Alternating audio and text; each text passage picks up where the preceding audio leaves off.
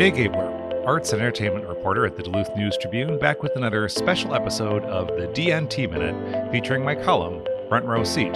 If you've been listening to the DNT Minute, you already know all about my column for this week, spotlighting Duluth's superior pride. So we're not going to revisit that column. You can revisit earlier episodes of the DNT Minute to learn more about that topic, or of course read the article at DuluthNewstribune.com. This weekend, we're going to throw back to a column that I published last September 2022, about an eating experience that I had at Side Lake, Minnesota. And there's a new development in this story that I will share with you after the column. Here's that column from September 22nd, 2022. I ate a whole Big Sturgeon burger at Bimbo's Octagon. Let's state this right up front so I don't get in trouble. At Bimbo's Octagon, the Big Sturgeon burger isn't on the menu. Building a Big Sturgeon is no mean feat, my server indicated. With staffing shortages being what they are, a rush of hungry patrons could slam the folksy restaurant's kitchen, so the owners have limited their offerings. Fortunately, I showed up just after Bimbo's opened at 4 p.m. on a slow, rainy Thursday. There were only a few other people being served, and I asked very nicely whether a Big Sturgeon might be within the realm of possibility. My server didn't seem the least bit surprised that I'd driven 92 miles from Duluth just for the experience. My journey to a 16.4-ounce stack of hot, juicy meat and rich, buttery bun — yes, I brought a kitchen scale to weigh it — began last month.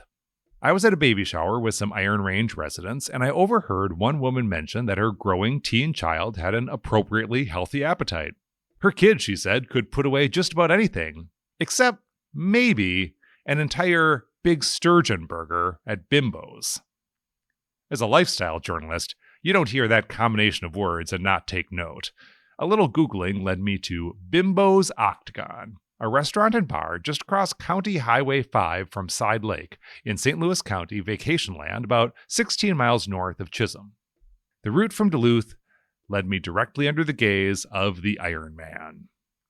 Though I wasn't necessarily expecting a religious experience, I fasted for 10 hours before my pilgrimage to the Octagon.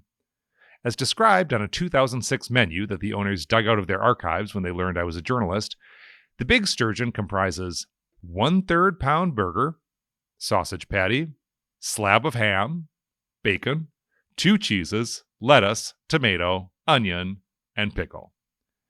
Mary Ann Pernot told me her late husband George invented the Big Sturgeon burger, named for a nearby lake.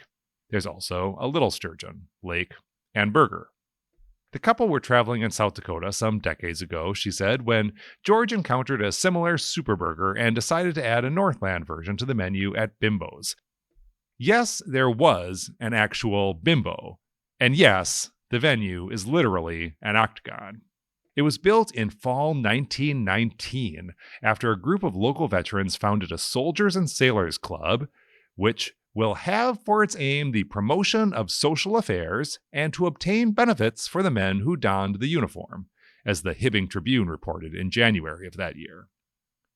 For historical context, the Side Lake Octagon had been under construction for a week by the time Congress chartered the American Legion. That makes the building one of the oldest standing veterans halls in America. The Legion Post in Donna, Texas, which claims to be the oldest American Legion hall in the world, was also started in 1919 and dedicated in 1920. The independent Soldiers and Sailors Club soon merged into the American Legion, but the Octagon only spent a handful of years serving the purpose for which it was built. The building was a store during the Depression and sat closed for a long stretch.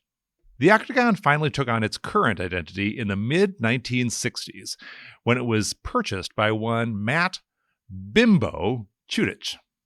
In 1967, Chudich sold the venue to George Pernot and George's brother Jack, but Bimbo's legacy endured in stained glass. The name has stuck to this day. The story of Bimbo could fill its own column. Originally from Hibbing, Chudich was a fan of old-time music and styled himself the friendly Yugoslav. He left Minnesota and founded other restaurants in places including Marietta, Georgia. There, today's Delkwood Grill still references its founder's Minnesota roots and styles itself Bimbo's in the South. There was also a Bimbo's on the Hill in Ann Arbor, Michigan.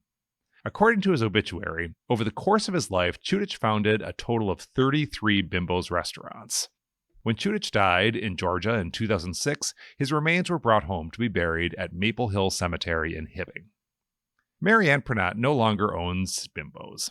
22 years ago, she and George sold to their son Mark and his wife Christy. Mary Ann, Mark, and Christy were all working at the Octagon when I stopped in last week. "People say you could volunteer in town," said Mary Ann. I say, "Yeah, or I could volunteer here." She pointed to a photo of herself with her family from Bimbo's LBJ era opening and made sure I understood that the logs forming the Octagon's walls are all original to 1919. So are the windows, which were turned into display cases when an exterior surround was added to increase capacity and help winterize the building. As I waited for my big sturgeon, a couple families sat at tables in the Octagon, their kids getting up to run over to an adjoining game room. Mark Pernot sat with one of the families for a while, catching up, and then walked me over to see historical photographs on display in a front room. One photo pictured the Octagon as it originally appeared. Another showed giant water slides sloping into Side Lake. "I remember the trees they were tied to," said Mark. A map mural on the wall dates to before the Octagon was Bimbo's.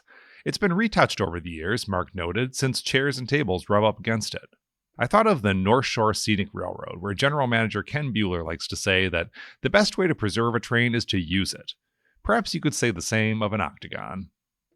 Bimbo's is well preserved, and so is the recipe for the Big Sturgeon, complete with sausage made in-house. When my server agreed to accept the special order, she leaned around to call into the kitchen. "Got a Big Sturgeon coming back for you," she called to the unseen cook. She then turned to assure me, as if I'd had any doubts. "He makes the best burgers. You're in good hands."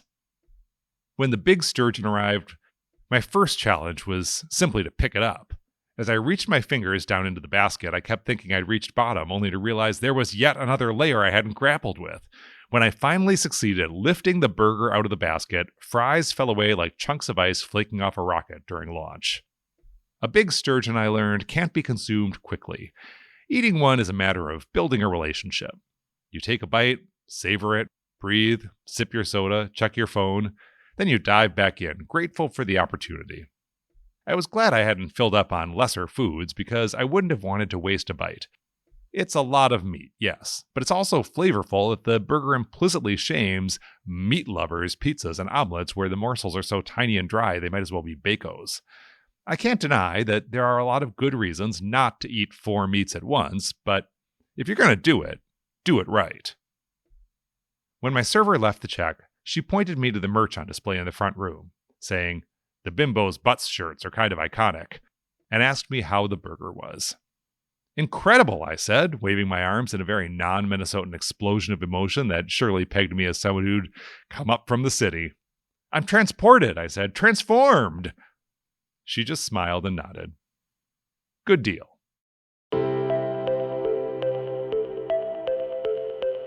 That is the true story of me managing to order a Big Sturgeon burger at Bimbo's Octagon last fall. Now, the new development is that I hear from a colleague whose husband successfully ordered one that the Big Sturgeon burger is back on the menu at Bimbo's. So if you make it out to Side Lake, or if you're lucky enough to live there, you might be able to order a Big Sturgeon without the kind of special pleas that I had to issue to get one in my happy hands. That's my column for this week. Next week, I'll be back with a review of Maria Bamford's new memoir. I'm hoping for lots of takes on her early years in Duluth. Until then, I'm Jay Gabler, Duluth News Tribune.